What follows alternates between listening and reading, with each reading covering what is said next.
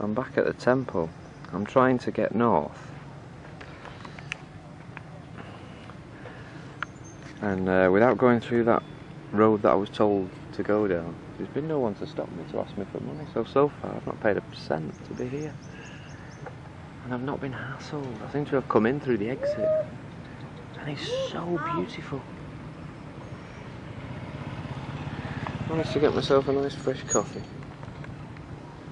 There's still all the families here. They're setting up behind me. But because it's a big tourist place, they just seem to be leaving me alone while they get set up.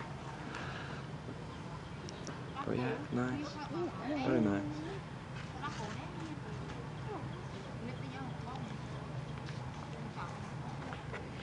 I think this is why I'm craving to get out of this place, just to find something like this.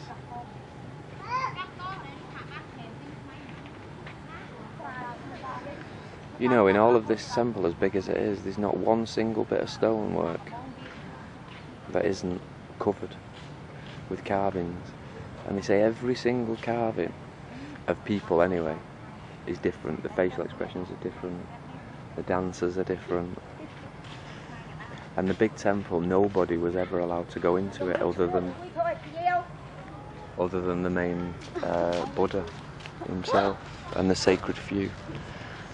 And anybody who was caught in the wrong areas used to have their toes cut off. You know, I thought the bike had gone missing then.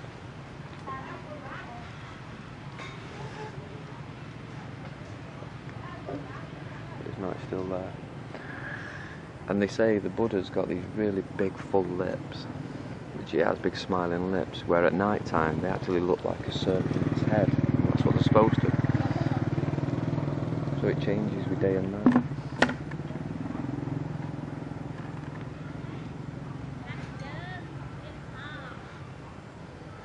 But all of this started off, it all come from India, with Indian influence 2,000 years ago. People used to come over to Nepal, down the Makon River where I'm heading to next. And it obviously flows south, as water does, into the ocean. But for 6 months of the year it turns tail and flows back up north. And that's what these waterways were built for, to harbour the water. But as I said before, they thought it was actually kept for doing rice fields. They thought these were huge rice fields until they learnt of the depth of the water years later. I'm boring now, but it is stunning, absolutely amazing, in an Indiana sort of way. And it's all fresh water. So there's my coffee now coming out.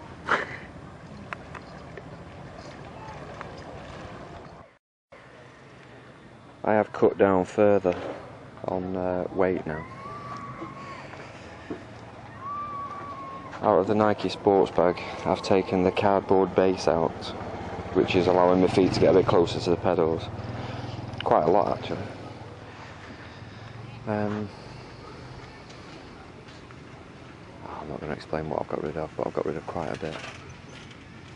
I could carry a bag full anyway. The backpack is only half full, and the Nike bag really has just got my hammock and all my haven't got a hotel need to make my own home stuff in. And the backpack's really just got my electrics in. Electrics and medical. And one hot pot and a bag of crisps and 2 oranges. I can't think of anything else I can get rid of. But I think the beauty is, as this journey goes on, I will get rid of more and more.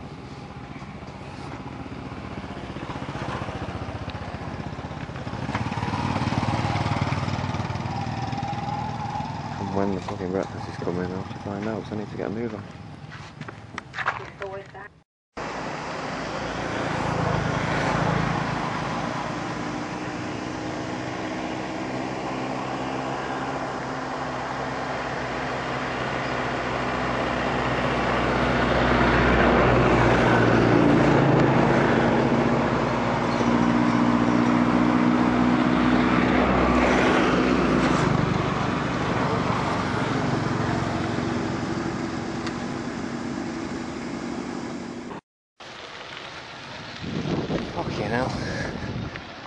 If anything,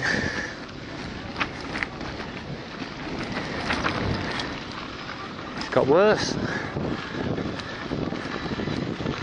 I think this is what you find, isn't it? When you get close to borders, the money just stops being invested. But now we've got the hard road.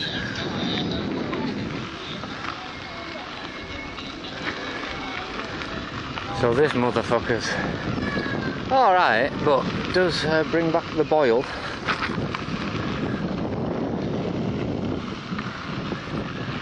And when traffic passes, as you've seen from earlier footage a few weeks ago, it does get aggressively, throat-quenchingly, glasses dusted overly, dusty. 11 o'clock. Well, 5 to 11 by the time I arrived here. So I managed to get something to eat. Got that, and I've managed to salvage that meat off it with the rice. So all's well. But it's very blazing saddles, to say the least. It really does have a cowboy town feel about it.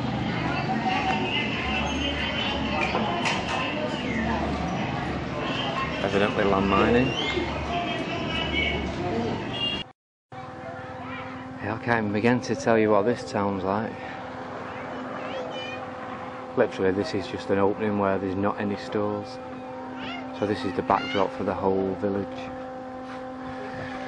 But it's one of those where everybody's looking at you, and when you look around, nobody looks at you. So I kind of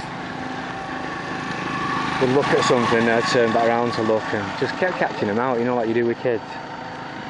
Just messing around until they acknowledge that they're either very shy or they're all completely on the fucking ball.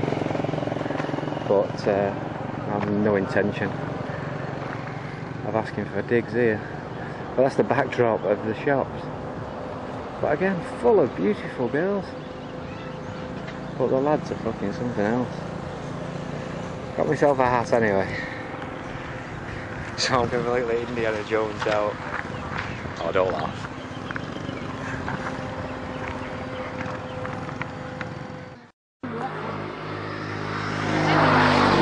Okay, by all accounts, north is straight ahead, straight down this road.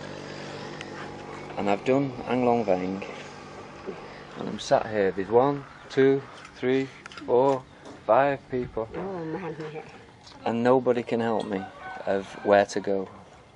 But over that mountain is Thailand, I believe.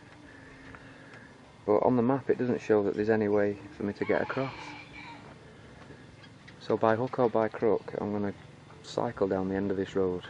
But I'm in more shit now than I've been so far, I think. But yeah, there's lots of guns. So we're obviously right near the border.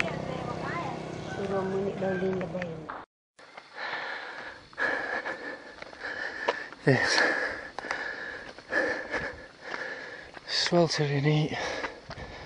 As you can see, it's climbing already. Apparently, to the top of the mountain, it's 3 kilometres. I can't, you know, it's like Rainsford, but 3 miles long.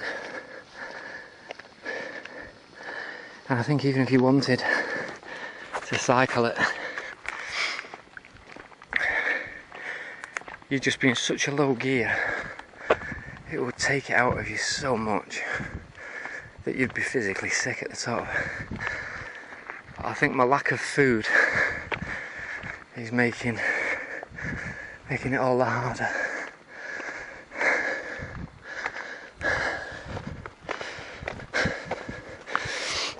But in the 3 weeks I've been, it's taken me to cross Cambodia, there has been an insurgent